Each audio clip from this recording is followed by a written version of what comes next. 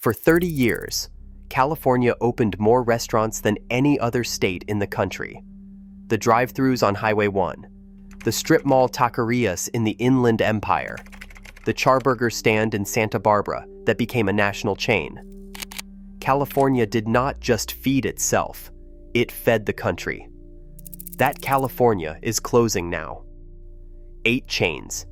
Every one of them either built its empire on California customers or is losing them here first. Every one of them bleeding stores, customers, or both, in numbers the executives are still trying to write press releases around. 3 have filed for bankruptcy in the last 18 months. 1 chairman is a convicted felon. 3 were owned by private equity firms with names you have never heard of and debt you helped pay off every time you bought a burger. The state did not bankrupt these companies. Their owners did. The wage law gave them cover. The receipts gave them away. Subscribe before we start. 8. Carl's Jr. A 65-unit Carl's Jr. Franchisee in California filed for bankruptcy in April 2026 and put the reason in writing. The $20 minimum wage. They told the court the wage law killed them. They forgot to mention the 4 chief executives in 8 years. CKE Restaurants, the parent company of Carl's Jr. and Hardee's, has had 4 different chief executives since 2017.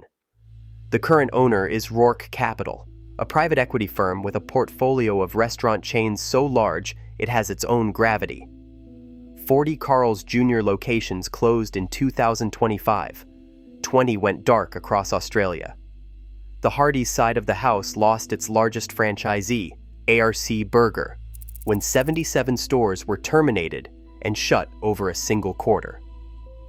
Translation: the wage law was the obituary.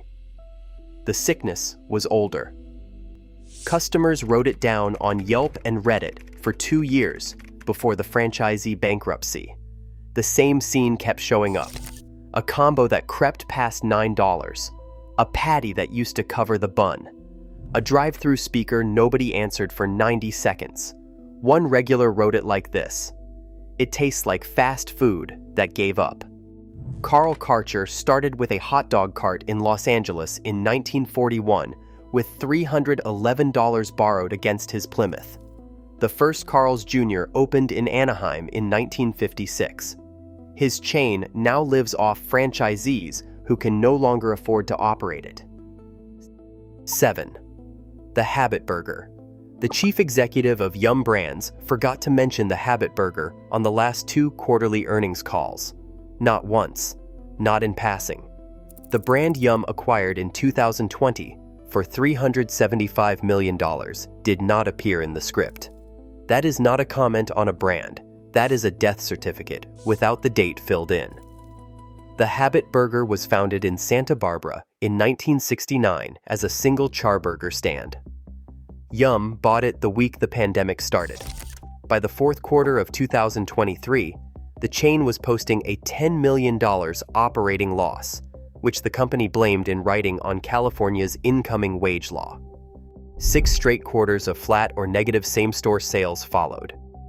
40% of every habit on Earth sits inside California.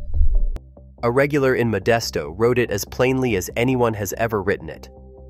Just the burger was $9.69. An In-N-Out double cheese was $5.60. I plan to stick with In-N-Out. The line cook in the kitchen was being asked to compete with In-N-Out at almost twice the price. The Habit closed a Hesperia location in December of 2025 after 10 years of service. A North Carolina location went dark in April of 2026. Yum is not announcing the closures because Yum is not announcing the brand. A chain founded as a single charburger stand in Santa Barbara in 1969 has been orphaned by its own corporate parent. 6. Sweetgreen. Sweetgreen lost 11.5% of its same-store sales in the 4th quarter of 2025. Traffic and menu mix fell 13.3%. Stock had already fallen more than 25% on a single day in August. The salad chain was starving. The chief executive, Jonathan Neiman, finally said out loud what every customer had been screaming about for 2 years. The portions had shrunk. He did not phrase it that way.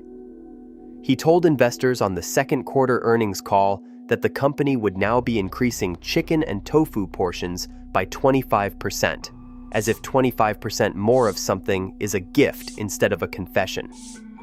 The company killed Ripple Fries and cut 10% of corporate jobs. Then the videos came. A creator named Genevieve Goodman called a $25 Sweetgreen order a scam on camera. Another customer posted what she said was a $19 DoorDash bowl, and a former Sweetgreen employee replied in the comments confirming the bowl looked like 1/3 of a normal portion. The internal stickers, the worker said, had not been applied. The lid had been left to fly open in the bag. The salad chain that built its brand on the lunch hour of the Los Angeles office worker had become the lunch hour of the office worker who decided to eat at his desk. The decline was sharpest in Los Angeles, Sweetgreen's home market and largest cluster. The customers Sweetgreen had taught to pay $16 for a salad had taught Sweetgreen what happens when the salad gets smaller. 5. Pieology. Carl Chang founded Pieology in 2011 in Fullerton, California, with a concept that was supposed to be the Chipotle of pizza. He is the brother of tennis star Michael Chang. The investor was Kevin Durant. The press release announced more than 200 locations by 2017. By December 8th of 2025, the chain had 45 locations. That morning, the Little Brown Box Pizza LLC, the corporate vehicle Chang used to run the chain, filed for Chapter 11 bankruptcy in the Central District of California. Liabilities listed at between $1 and $10 million, more than 200 unsecured creditors. State sales taxes unpaid in the amount of $125,000. In court documents, Chang explained the collapse. Earlier in 2025, the company had acquired 29 underperforming franchise stores from its largest franchisee, who had stopped paying. The plan was to fix them. Critical investors withdrew their commitments at the last moment for reasons Chang said were unrelated to the company's performance. Pieology was left holding the keys to 30 restaurants it could not afford to repair.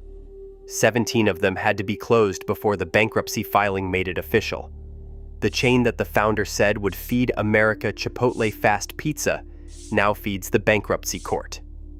A celebrity-backed darling. An NBA superstar's investment, a founder's brother on the marquee. None of it covered the gap when the rent came due. 4. California Pizza Kitchen. The chain that named itself after California sold for under $300 million in November 2025. That is not a sale price. That is a tombstone with a brand carved on it. California Pizza Kitchen was founded in Beverly Hills in 1985 by two former federal prosecutors named Larry Flax and Rick Rosenfield. They invented California-style pizza, the barbecue chicken pizza, the Thai chicken pizza. The pizza that did not look like a pizza was supposed to look. By the time private equity bought it in 2011, the chain had grown to more than 200 stores worldwide. Now, it has 120. The chain filed bankruptcy in 2020. It was previously owned by private equity firm Golden Gate Capital. Stop. Hold that name. It was just sold to a constellation of financial creditors who have never made a pizza in their lives. Customers wrote what was happening for 2 years. Yelp reviews from 2024 and 2025 said the food quality, the cleanliness, and the service had all noticeably declined. One customer posted about a moldy pizza. Another wrote that the pizza came rock hard and paper thin. The most damning piece of customer evidence came from a regular in Phoenix who asked her waiter directly what had changed. The waiter told her the dough recipe had been quietly altered. He told her customers had been complaining about it for months. A chain two former federal prosecutors built with bricks and cheese is now an asset on a creditor's balance sheet. 3. Rubio's Coastal Grill.